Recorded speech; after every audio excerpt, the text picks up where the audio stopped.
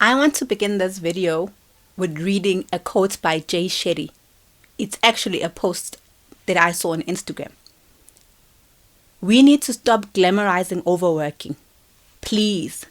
The absence of sleep, good diet, exercise, relaxation, and time with friends and family isn't something to be applauded. Too many people wear their burnout as a badge of honor, and it needs to change.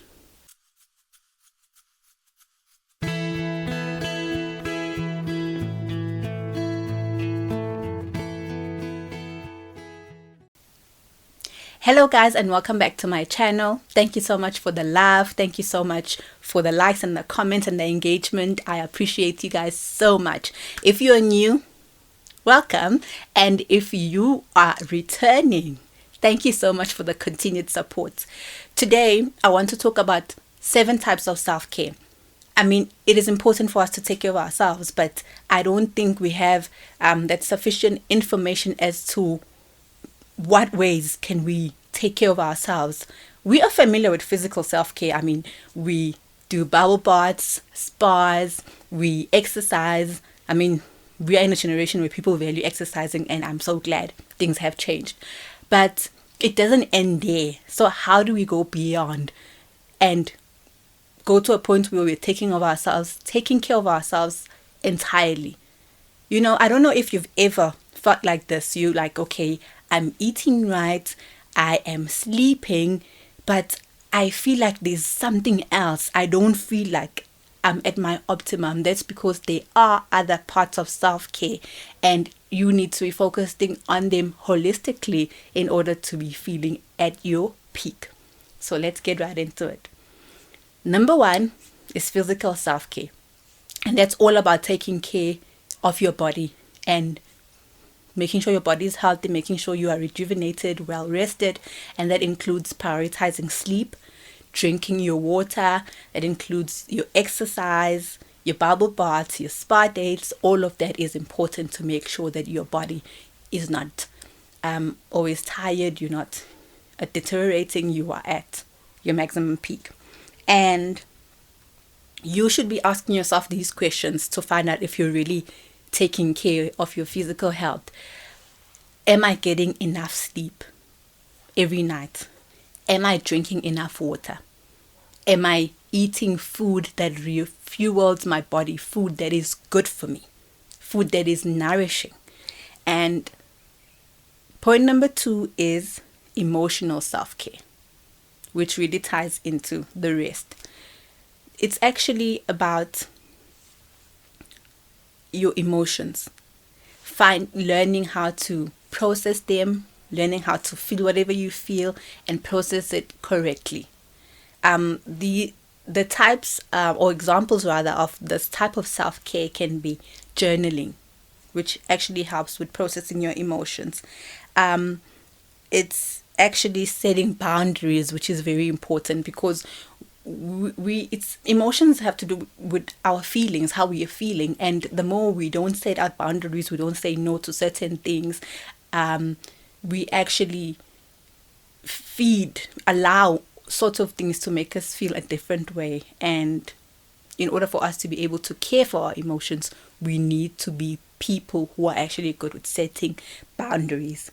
And the third type of self-care that I want to share is mental self-care, and that has to do mostly about your mindset and what you feed your mind and the way that you think, you see, and doing things that actually stimulate you mentally, things like listening to a podcast, watching an informative YouTube video, reading, those type of things. So if you want to actually practice your mental self-care, you need to incorporate those kind of activities into your self-care routine.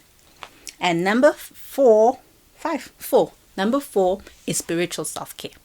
And spiritual self-care is different for everyone depending on their beliefs. But for me, it's about actually connecting to something bigger than yourself. For me, as a Christian, a child of God, I connect to Jesus as my savior, and the activities there include praying and reading the Bible, worship music, going to church, and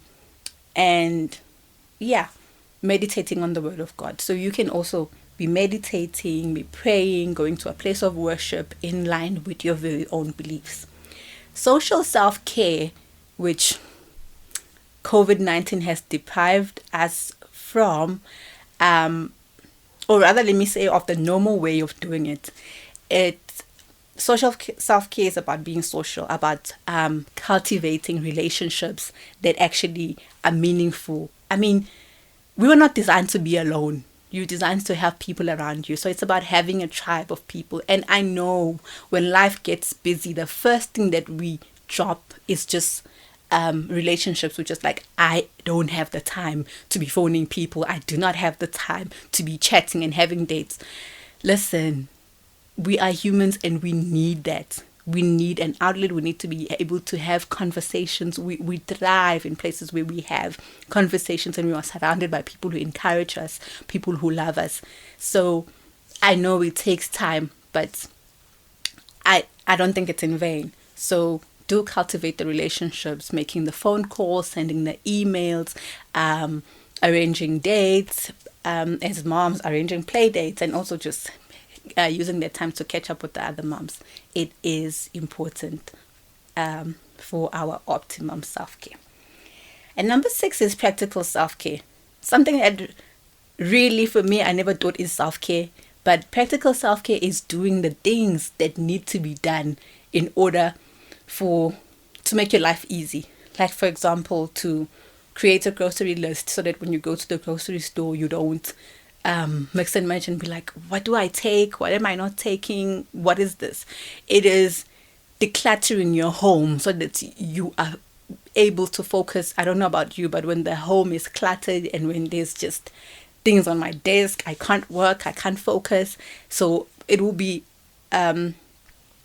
self-care for me to be able to clear that space so that my mind is at ease, so I'm able to focus and I'm able to do work. So practical self-care is doing the things that need to be done to make your life easier. And